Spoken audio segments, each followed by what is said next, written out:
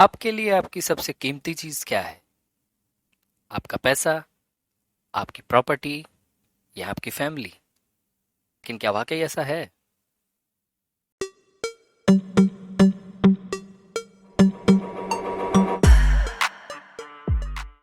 अस्सलाम वालेकुम दोस्तों।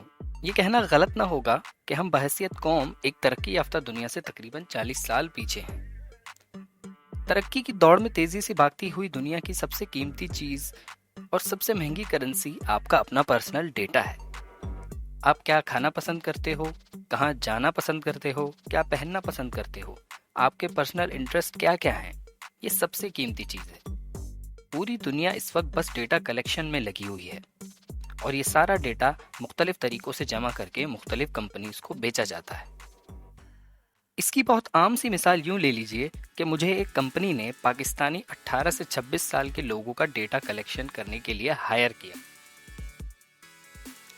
मैंने एक बहुत खूबसूरत सा जॉब एड तैयार करके ऑनलाइन शेयर किया और मेरे पास तकरीबन 10,000 लोगों की सीवी आई।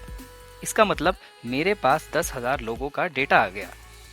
मैं वो डेटा कंपनी को बेच दूंगा और फिर वो अपने डिजायर के मुताबिक उसे जनरलाइज करके उसे यूज करेगी।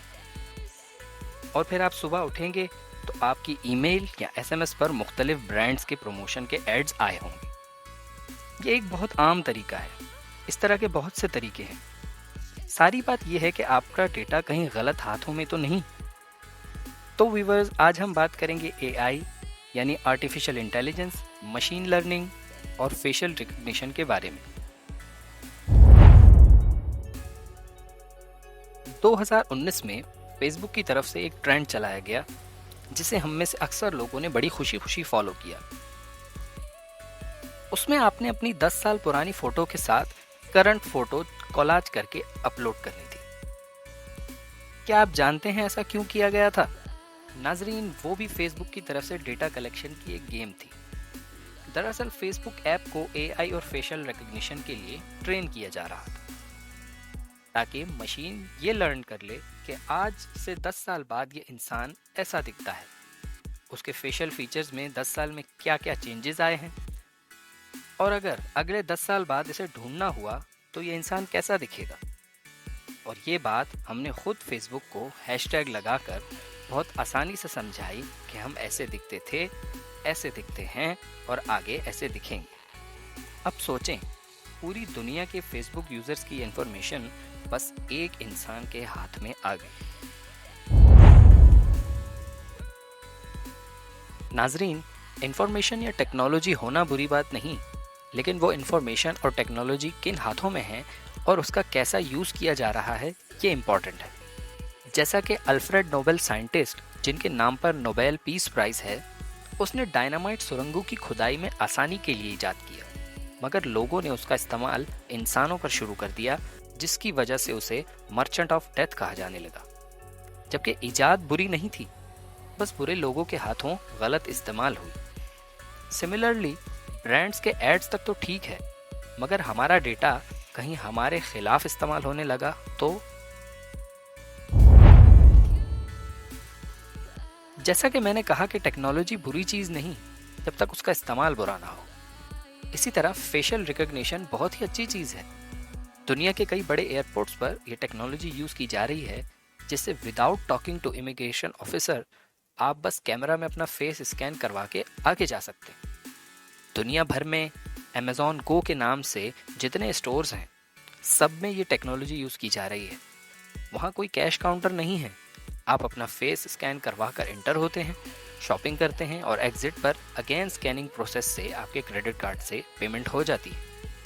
इसी तरह अगर बचपन में कोई बच्चा गुम हो गया था तो हम मशीन के जरिए ये प्रिडिक्ट करवा सकते हैं कि ये बच्चा आज शायद ऐसा दिखता हो, जिससे उसे ढूंढने में आसानी हो जाएगी। अगेन, ये बहुत अच्छी चीज़ है, मगर है किन हाथों में, ये बहुत इंपॉर्टेंट है। चाइना में तकरीबन 50 करोड़ एआई कैमरास लगे हैं और वो आते जाते हर इंसान को मॉनिटर कर रहे हैं और लोगों का सारा डेटा उनके पास है। एक न्यूज़ के मुताबिक एक म्यूजिक कॉन्सर्ट में एआई कैमरा ने एक मोस्ट वांटेड क्रिमिनल को आइडेंटिफाई कर लिया और उसे फौरन अरेस्ट कर लिया गया।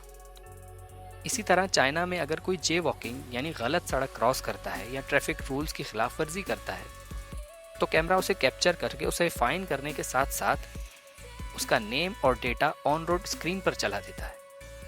उसे पब्लिकली शेम किया जाता है। वहाँ पुलिस के पास गूगल ग्लासेस हैं जिनसे वो हर एक को मॉनिटर करते हैं।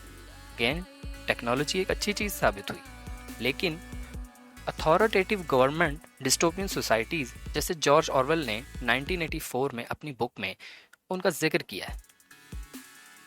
हम उसी तरफ जा रहे हैं। इतनी ज़्यादा पावर होना, वो भी गवर्नमेंट अथॉरिटीज़ के पास, ये भी अच्छी बात नहीं। सिविल लिबर्टीज़ बिल्कुल ख़त्म हो जाती। आप प्रोटेस्ट भी नहीं कर सकते। आपका डेटा मौजूद है, आप कैमरा में कैप्चर हो गए, आपको फौरन अरेस्ट कर लिया जाएगा। तो आप में से कुछ लोगों ने ब्लैक मिरर सीरीज तो देखी होगी। उसकी एक एपिसोड नोज डाइव में एक फ्यूचर सोसाइटी दिखाई गई है जो कि सोशल मीडिया से इतनी इन्फ्लुएंस्ड है कि वहां पर सोशल क्रेडिट्स ही आपकी करेंसी है।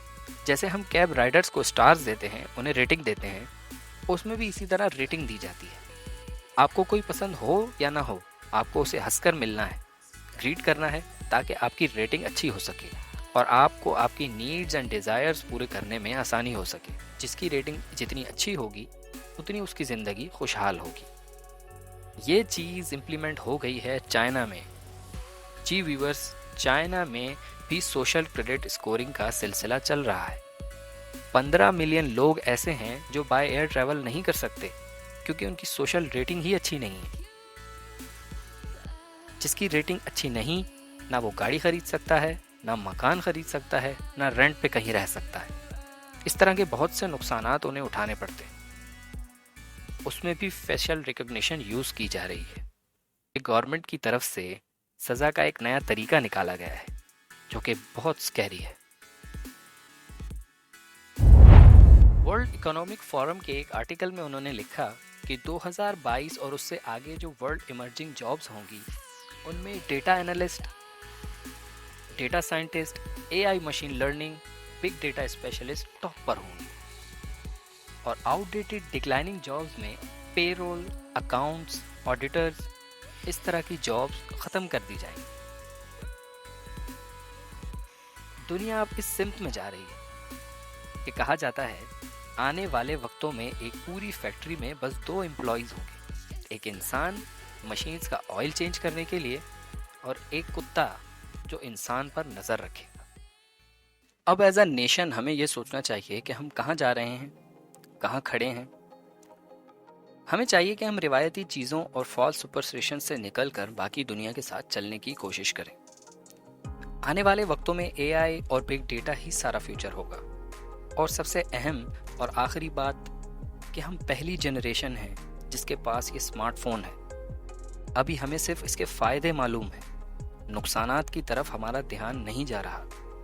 लिहाजा सोशल मीडिया पर जो भी शेयर करें, ध्यान रखें कि आपकी वो एक तस्वीर या इन्फॉर्मेशन फ्यूचर में आपके लिए नुकसान का बायस ना बने। Remember, when something is free, the cost is you।